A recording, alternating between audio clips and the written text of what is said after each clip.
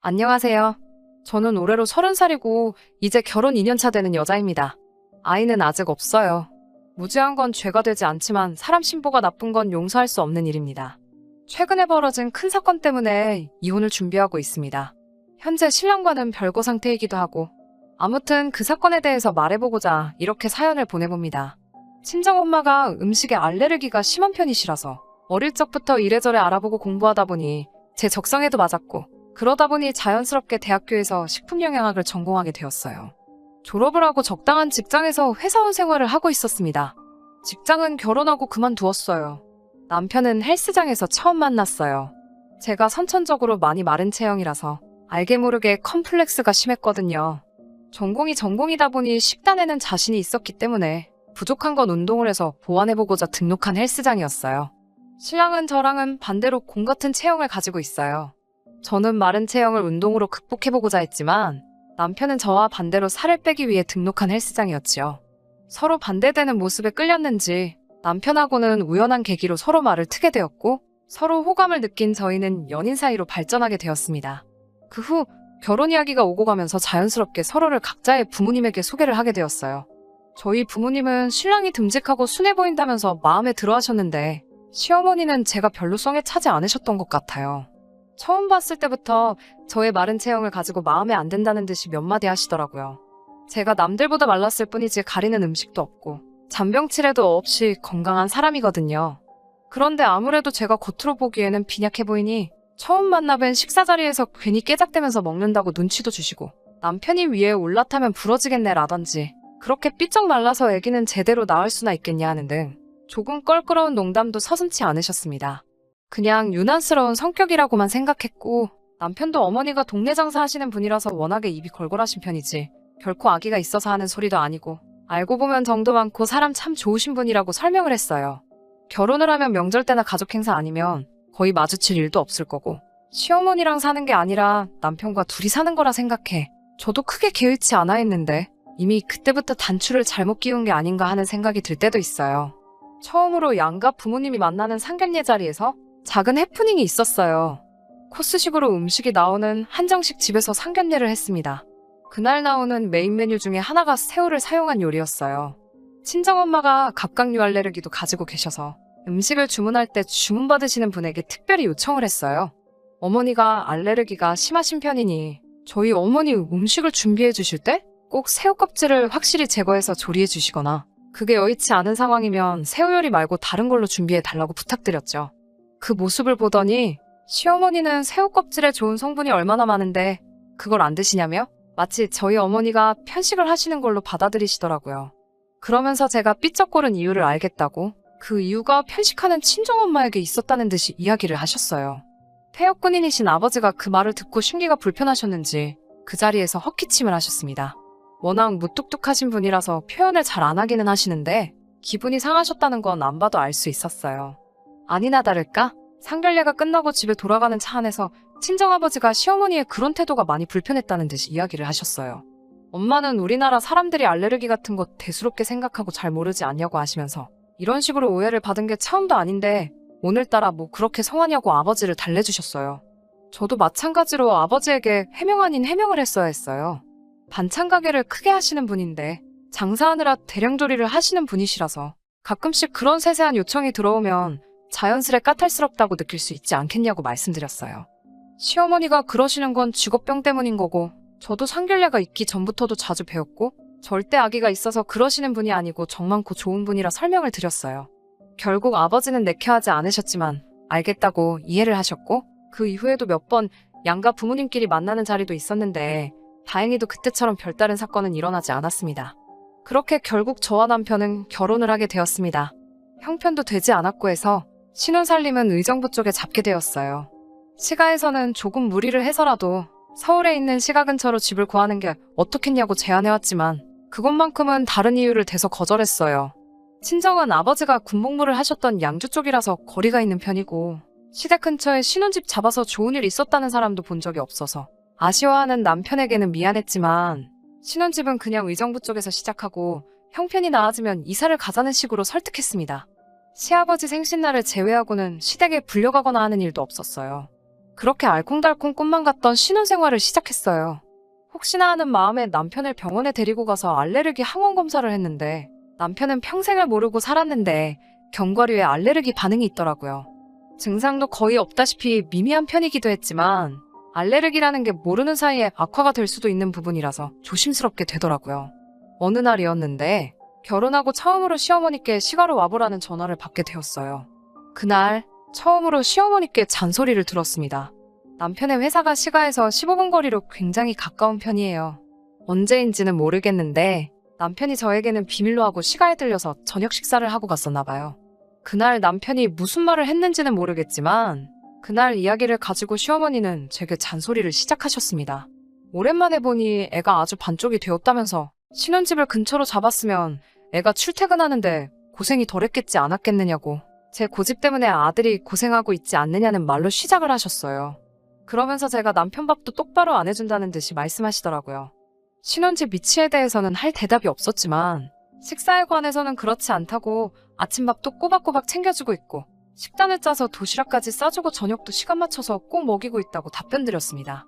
시어머니는 밥을 몇 끼를 먹는 게 중요한 게 아니라고 하시면서 신랑이 제 음식이 입에 안 맞아서 죽겠다고 불만이 많다고 했다고 하더라고요. 제가 유난을 떠는 걸 수도 있지만 전업주부 일을 하면서 제 전공 지식을 살려 하루하루 필요한 필수 영양소까지 다 계산해가며 식단까지 짜서 해주고 있었거든요. 하지만 신랑이 시어머니께 그런 말을 했다는 것보다 제가 차려주는 밥이 맛이 없다고 말한 게 그때는 더 충격적이었어요. 남편이 좋아하는 반찬 몇 가지를 알려줄 테니 당장 집에 가서 그것부터 해 먹이라고 하시고는 뜨겁게 달궈진 팬에 잔멸치를 올리셨어요. 멸치볶음을 하시려고 했는지 식탁에 땅콩이 한 봉지가 있길래 시어머니께 어머님, 남편이 견과류에 알레르기 반응을 보이는 게 있어서 땅콩은 안 넣을게요. 하고 땅콩이 들어있는 봉지를 한쪽으로 치웠습니다. 그랬더니 멸치를 볶고 있던 뜨거운 주걱으로 제 손을 탁 치더니 갑자기 화를 내기 시작하셨어요. 너는 그러면 내가 아들한테 못 먹일 것을 먹이려는 거냐라고 말하고 싶은 거냐고 어디서 어른을 가르치려 드냐면서 말이죠. 그런 게 아니라 알레르기 반응이 있어서 조심하고 있다는 말씀을 드렸는데 그 말을 듣자마자 주걱을 바닥에 휙 던지시면서 너는 어른이 말하면 그런 줄 알지 구구절절히 말대꾸를 하는 게 맞냐고 하시고는 아들 나이 32 먹을 때까지 단 한 번도 내가 해준 밥 먹으면서 아픈 적 한 번도 없었다며 이건 이래서 못 먹고 저건 저래서 못 먹으면 세상에 무슨 음식을 먹겠냐고 알레르기고 모를레르기고 자꾸 먹어버릇해야 몸에 내성도 생기는 거지 구더기 무서워서 장 안 담글 거냐고 하시면서 단 1초도 쉬지 않고 따따따 잔소리를 퍼부으셨어요. 마지막엔 네가 그렇게 편식을 하고 음식을 골라서 먹이니? 그렇게 삐쩍거려서 볼품이 없는 거고 결혼하고 반년이 지났는데 애소식도 없는 거라는 나는 말까지 하셨습니다. 그러면서 내 아들까지 너처럼 볼품없게 뼈다귀로 만들 셈이냐며 바닥에 던져놓은 주걱을 물로 한번 헹구지도 않고 다시 멸치볶음을 하시더라고요. 제가 치워놓은 땅콩을 사용하신 건 말할 것도 없고요. 내색은 안 했지만 마른 체형은 제가 평생을 가지고 살아온 컴플렉스기도 하고 그걸 가지고 다른 사람도 아니고 시어머니가 저에게 뭐라 하시니 제 안에서 무언가 북받쳐 오르더라고요. 집에 돌아오는 지하철 안에서 분하고 서운한 마음에 눈물이 다 나왔습니다. 퇴근하고 돌아온 남편에게 이 사실을 말했는데 시어머니 행동에 미안한 듯 반응을 보이긴 했지만 남편은 결국 시어머니 편을 들어주더군요. 제가 해주는 밥이 엄마가 해주는 거에 비해 간도 심심하고 맛이 없기는 하다고요. 그때 제 안에 스위치가 꺼진 듯 남편에게 그렇게 엄마가 해주는 밥이 좋으면 나랑 결혼은 왜 했냐고 따지면서 엄마 밥 먹고 싶으면 엄마랑 가서 살라고 그날 서운했던 마음을 남편에게 전부 풀었습니다. 제가 다 화를 내고 나니 남편도 머쓱해졌는지 진심으로 사과하더라고요. 시어머니께는 자기가 2번 다시 그런 말 하지 못하게 잘 이야기하겠다고 말을 하길래 그러지는 말라고 대답했어요. 시어머니 성격에 그새 제가 일러 바쳐서 일을 키웠다는 식으로 나올 것 같아서요. 하지만 그 이후로 명절같이 특별한 날을 제외하고는 시가 식구들하고 마주치는 일이 없으면 좋겠다고 말했고 남편도 그 말에 그러기로 했습니다. 그렇게 한동안은 시가와는 부딪히지 않고 살아왔어요. 남편도 저 몰래 시가에 가서 식사를 한다거나 하는 일도 없었고요. 괜히 제가 남편이어도 못하게 하는 것 같아 마음 한구석은 불편하기는 했지만 그렇게 하는 편이 저를 위해서 더 좋겠다는 게 제 생각이었습니다. 실제로 그렇게 한 이후로 남편과는 아무런 사건 없이 더 서로를 아껴주게 되었으니까요. 하지만 진짜 큰 사건은 따로 있었어요. 지금으로부터 4개월 전으로 돌아갑니다. 남편에게 나이가 6살 차이가 나는 여동생이 한 명 있었는데 결혼식 날짜가 잡히게 되었어요. 남편 될 사람은 미국에서 잘 나가는 변호사라고 들었고 한 달 후 결혼식을 올리고 미국으로 떠나기로 되어 있었습니다. 그래서 마지막으로 가족들이 다 같이 모여서 축하해주고 송별식도 해주고 싶다고 시가해서 가족 행사가 열리게 된 것이죠. 시어머니께서 저희 부모님도 꼭 모시고 오셨으면 좋겠다 하시더라고요. 사돈어른들 못 본 지도 한참 되었으니 시모가 솜씨발휘해서 대접 한번 해드리고 싶다고요. 내키지는 않았지만 그렇다고 그 말을 듣고 모셔가지 않을 수가 없었어요. 외식을 했었으면 좋았겠지만 시국이 시국인지라 인원 제한 때문에 대가족이 모여 식사할 수 있는 곳도 없었기 때문에 결국 예정된 대로 시가에 모여서 식사를 하게 되었습니다.